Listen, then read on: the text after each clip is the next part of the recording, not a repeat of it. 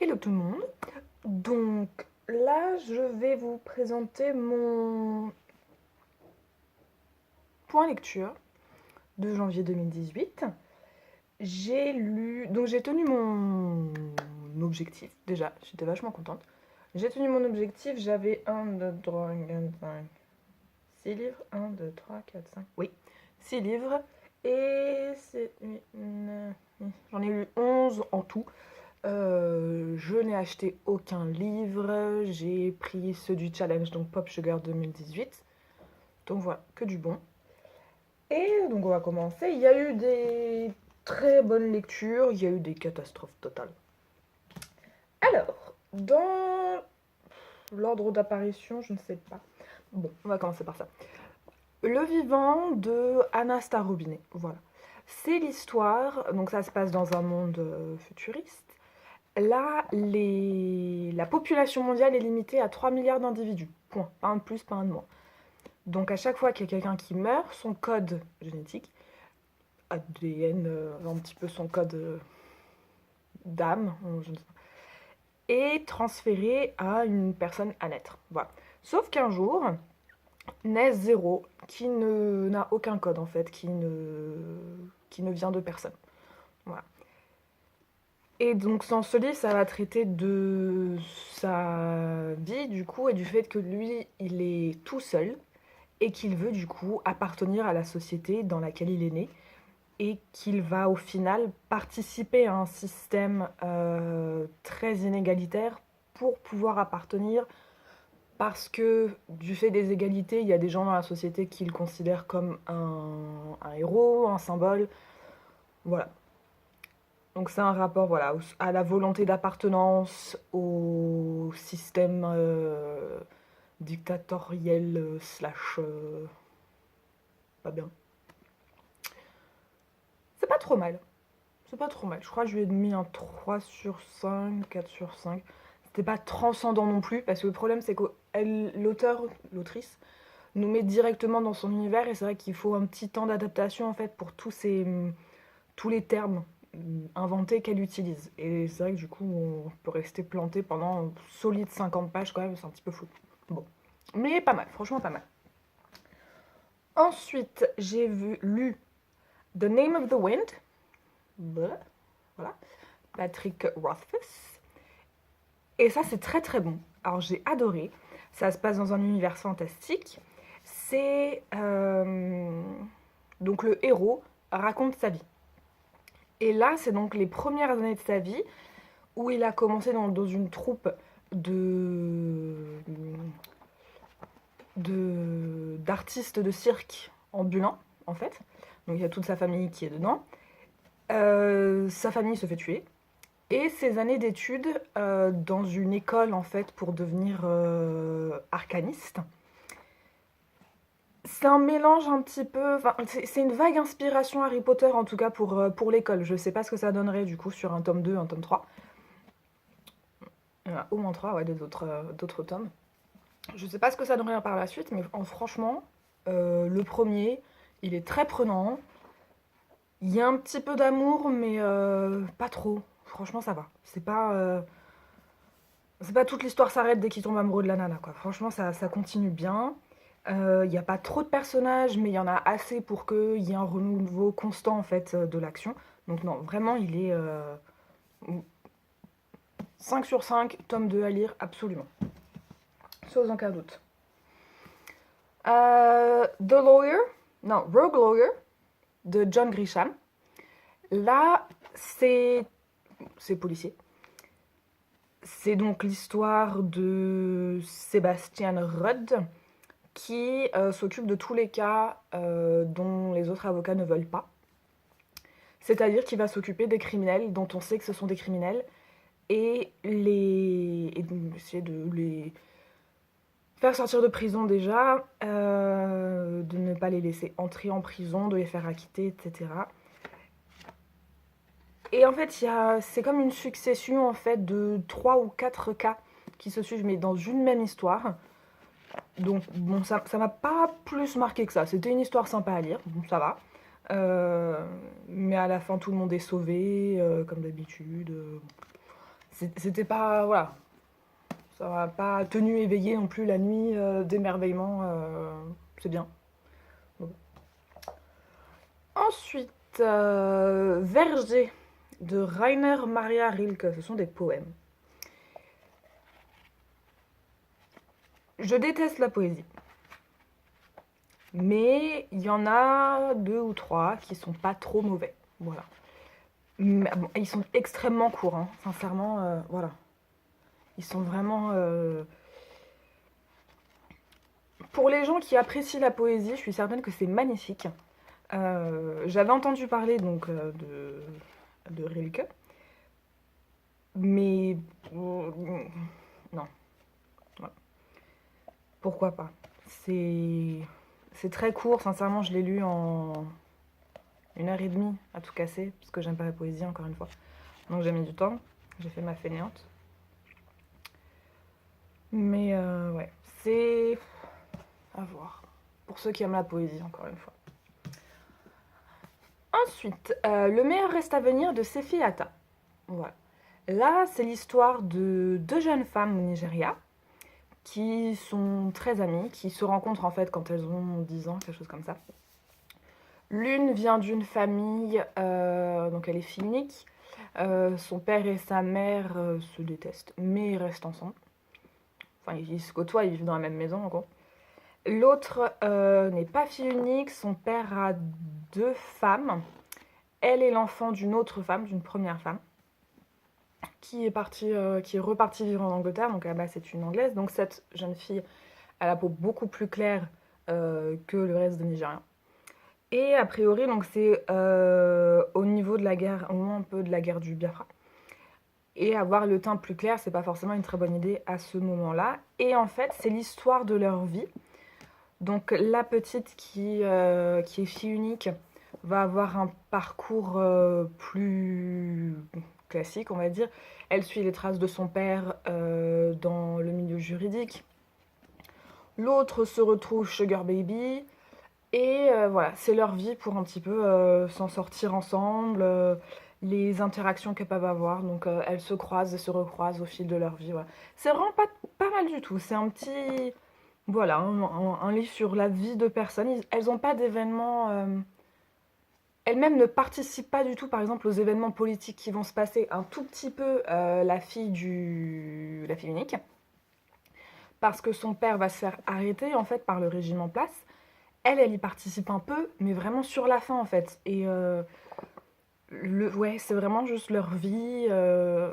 C'est bien écrit, franchement, ça vous prend, ça vous garde.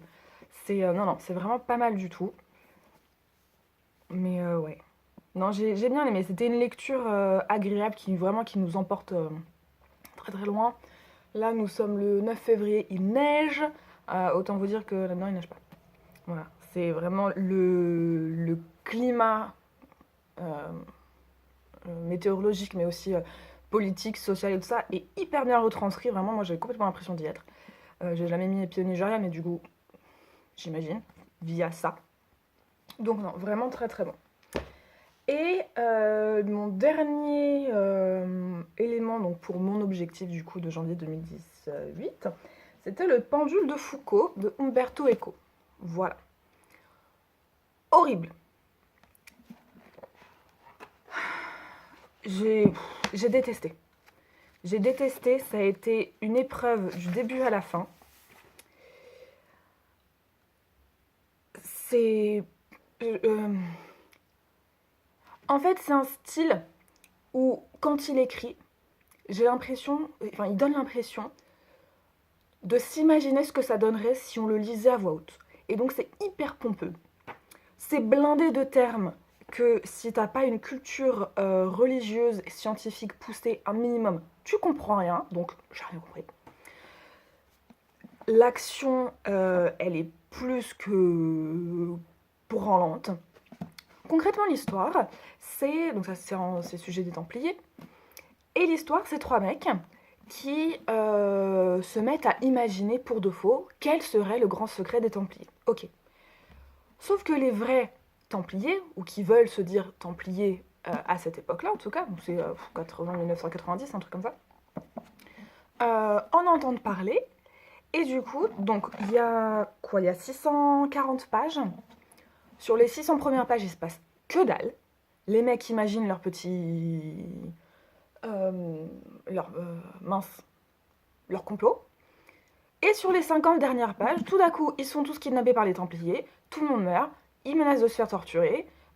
Sauf que vraiment, en fait, la base de l'histoire, c'est qu'ils ont inventé un faux complot et que des faux Templiers veulent les buter pour savoir quelle est la base du faux complot. C'est ridicule, j'ai détesté. Et je suis hyper déçue, franchement, parce que Umberto Eco, moi, tout le monde m'en parle, genre, oh, c'est génial, tu vas voir, tu vas adorer. Mais un calvaire de lecture. Je crois que j'ai mis 10 jours à le lire, je lis très vite, et là, c'était horrible. Bref, je recommande absolument pas parce que... Oh, affreux. Affreux, affreux, affreux. Ensuite, j'ai lu Ta deuxième vie commence quand tu comprends que tu n'en as qu'une, de Raphaël Giordano, donc tout le monde a lu à peu près.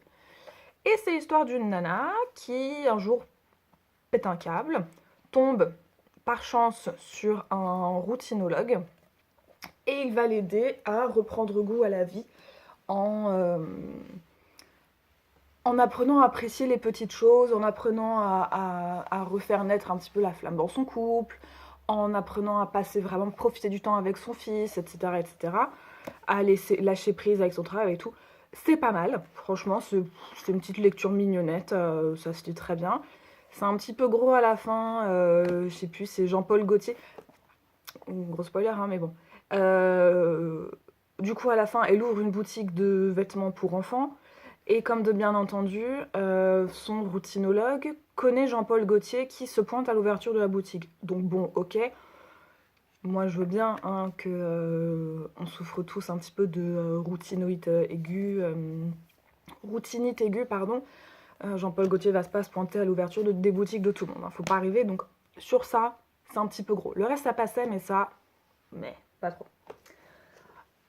Après, il y a eu Black Boy de Richard Wright, qui est magnifique, qui est superbe, qui est vraiment... j'ai adoré. C'est son enfance, en fait. Donc Richard Wright, c'est un Afro-Américain. Et il raconte sa vraie enfance dans le sud des États-Unis. Et donc pas tout à fait de sa naissance. Il commence quand il avait 7 ou 8 ans, quelque chose comme ça, jusqu'à ses 13-14 ans. Donc il a une famille mais complètement dysfonctionnelle. Je pense que ce sont des évangélistes, mais je suis pas sûre. En tout cas, ils sont extrémistes chrétiens. Ils sont complètement fous, tous autant qu'ils sont. Lui, du coup, il croit pas en Dieu, du coup, scandale. Et surtout, ça parle beaucoup de sa réalisation au fur et à mesure du fait de sa croissance et du fait qu'il mûrisse, tout simplement. Il se rend compte des inégalités entre hommes et blancs et des rapports qui doivent être construits entre les hommes et les blancs à cette époque-là. C'est hyper intéressant, ça brise le cœur, c'est vraiment... c'est très très bon, franchement c'est très très bon. Ensuite, en duo, j'ai lu l'Iliade et l'Odyssée. L'Iliade, j'ai adoré, donc c'est d'Homère, voilà. Les deux sont des poèmes en fait. C'est pas écrit en termes de poèmes, mais il y a un rythme poétique. C'est-à-dire que toutes les 2 phrases sur 3 commencent par « et ». Et Ménélaos, machin, machin, machin. Et Perséphonia, machin, machin, machin. Et Helena, machin, machin, machin. Ok. Et en fait, donc ça parle de la guerre de Troie, ça parle de la 9e année, donc ça va être l'isolation volontaire d'Achille, la mort d'Hector, et grosso modo la pré-victoire d'Achille et de sa bande. Voilà. Ça parle pas du cheval de Troie, c'est épisode suivant, je suppute. Mais c'est très très bon. Franchement, ça se lit hyper vite. Moi, je pensais que ce serait très redondant, assez long, assez compliqué. Pas du tout. Ça passe hyper vite. L'Odyssée. Alors, c'est bien écrit, il n'y a pas de problème. Moi, j'ai aucun souci avec ça. Mais Ulysse, c'est un vrai connard. Alors là, le mec se barre pendant 20 ans. Certes, c'est pas toujours de sa faute.